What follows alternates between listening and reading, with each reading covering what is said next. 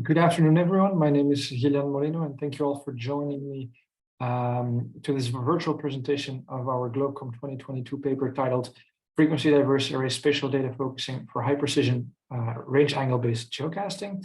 This presentation will consist of several parts, the first one being an introduction to the general concept of geocasting and the different techniques that can be used to achieve it.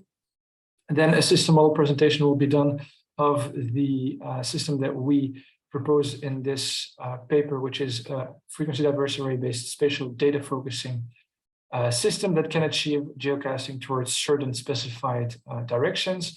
Then a section will discuss beam steering that allows us to target any arbitrary location around which we want to generate a geocast delivery zone, with a final section that discusses a performance evaluation based on simulation results, leading into a conclusion and perspective to end the presentation. So geocasting is generally defined as a location-based multicasting technique. That means that information is transmitted in such a way that it is decodable only in restricted spatial locations and unretrievable elsewhere. That means that it provides a geographically confined access to information, and this is useful, for example, in Internet of Things or smart city applications, where large groups of mobile devices could benefit from receiving location contextualized or location relevant information. Note that geocasting does this without requiring information on the user location and hence respects user privacy. To achieve this behavior, this geocasting wirelessly, base stations need to be equipped with spatial focusing capabilities. This can be beamforming, either in one dimension with phased arrays or two dimensions with frequency diverse arrays, or in the context of physical layer security, directional modulation, or as I will present here today, an alternative is also spatial data focusing.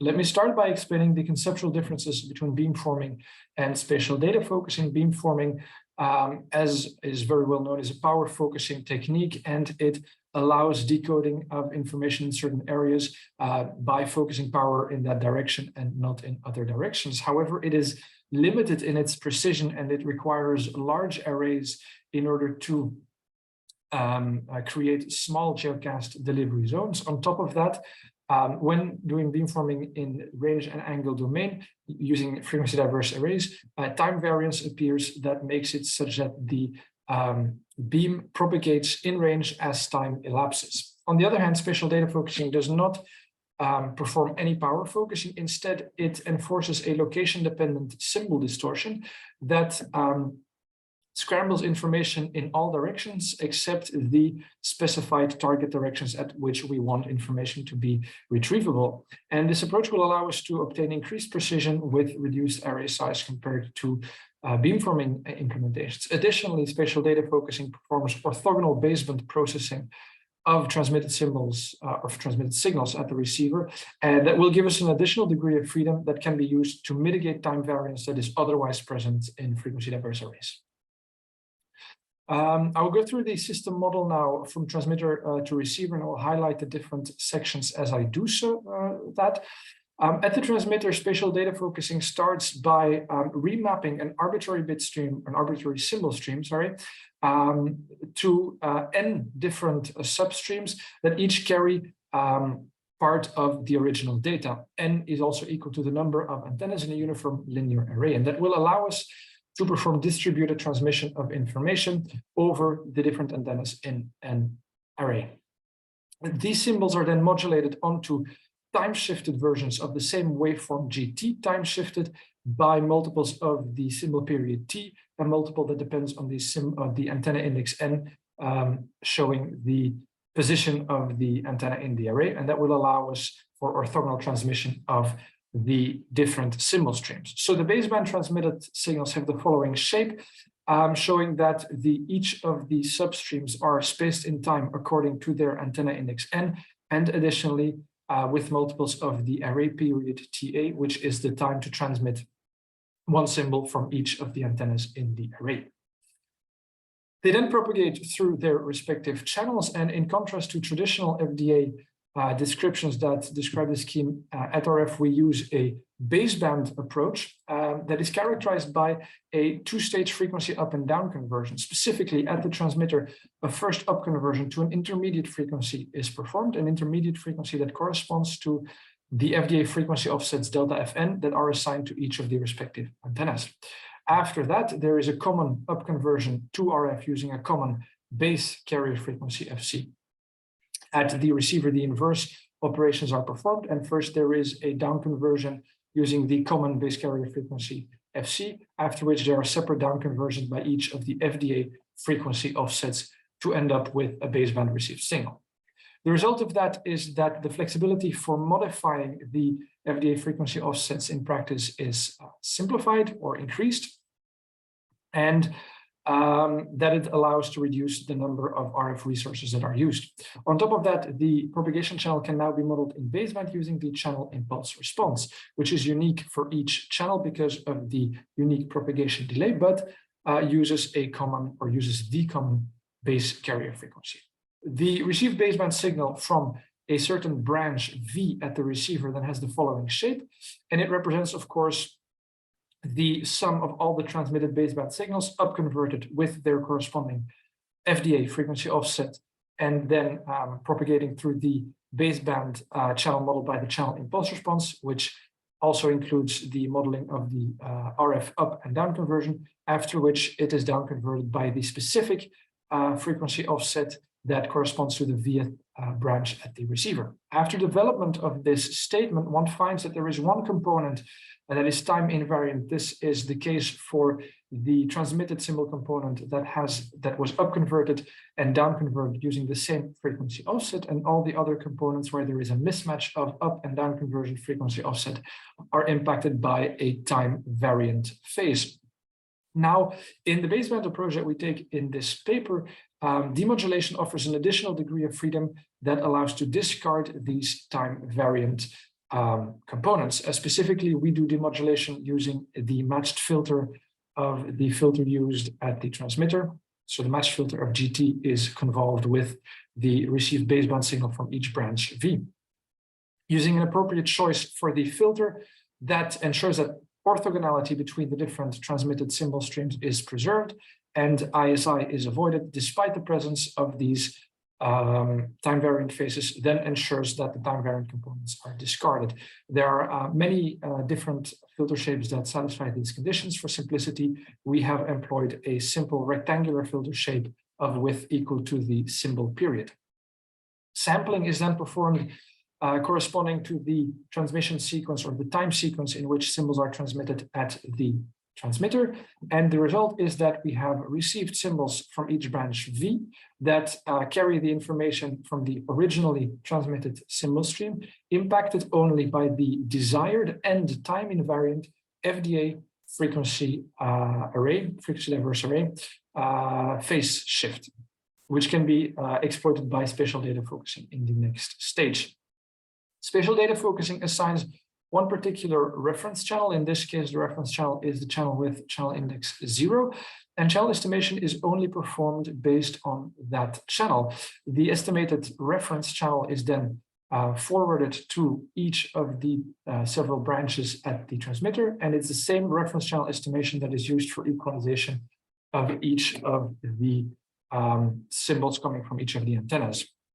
The result of this is, of course, that there is a residual phase shift that remains after equalization due to the mismatch between the actual propagation channel and the reference channel used for equalization. And that residual phase shift is range angle dependent, thanks to the delay difference between antennas and also the frequency difference between antennas.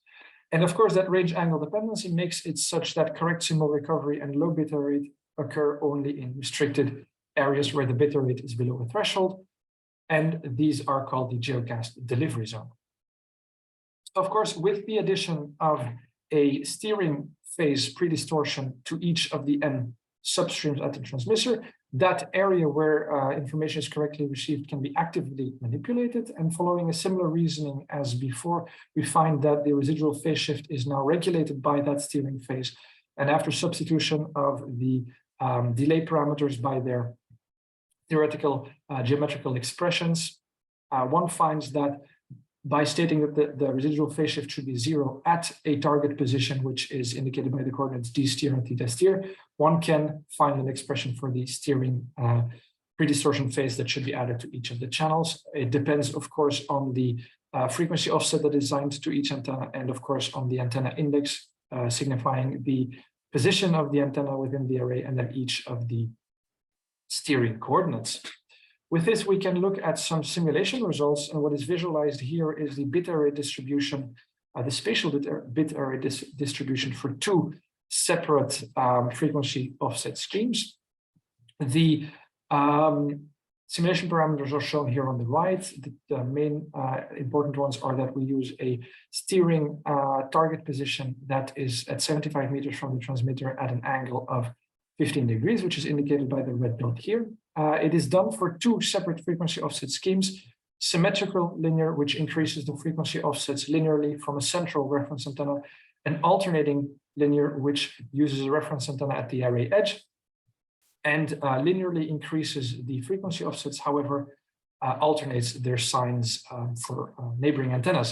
And what we can see is that in both cases, a low bit error rate geocast delivery zone is successfully generated around the target position. And on top of that, that geocast delivery zone is bounded and isolated in space despite the low complexity of the frequency offset schemes that are used.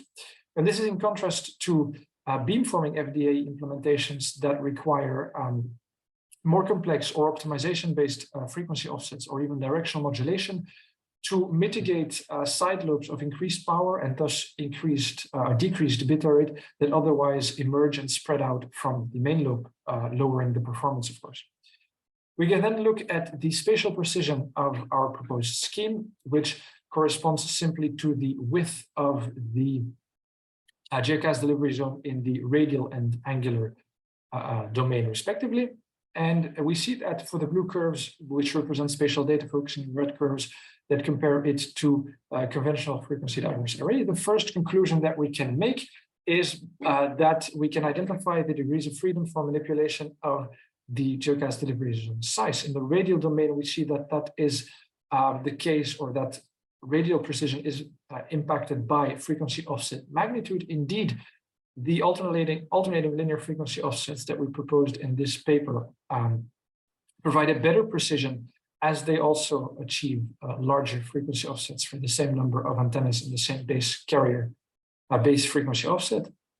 This behavior is analogous to traditional conventional FDAs, as we can see here also on the figure. However, in the azimuthal domain, a novel degree of freedom is introduced by this scheme, which is the reference antenna placement. Indeed, as one can see, the precision of the alternating linear frequency offsets that are proposed in this paper outperform the precision of the symmetrical linear frequency offsets. And that is because alternating linear frequency offsets use a reference antenna at the array edge, which hence allows for larger delay differences between antennas and hence larger residual phase shifts. And this is a degree of freedom that is exclusive to spatial data focusing, as one can see that the reference antenna placement does not impact the azimuthal precision of conventional frequency diverse arrays. Most importantly, however, by comparing the blue curves for spatial data focusing and the red curves for conventional FDA, one can see that there is a large precision improvement of frequency diverse array spatial data focusing over conventional FDA. In particular, for a 3-antenna spatial data focusing array in the radial domain, that one matches the radial precision of a 13-antenna conventional FDA, and in the angular domain, while it's not visible on the figure, it matches the precision of a 23-antenna conventional frequency diverse array. And that brings us to the conclusion of this presentation that went over two main contributions. The first one being the introduction of a baseband frequency diverse array model, which allows for reduced RF resource usage, for increased flexibility for frequency offset manipulation, and allows to model the propagation channel in baseband, all of which are the consequence of using a two-stage frequency up and down conversion approach.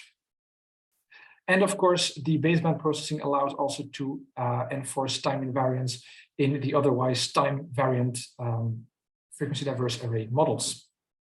That system model was exploited to introduce a frequency diverse array-based spatial data focusing system that is compatible with any frequency offset that has been proposed in the past for conventional FDAs, that allows for low complexity frequency offset usage that are still yield isolated and bounded geocast delivery zones in space, and also provides an additional degree of freedom for angular precision manipulation.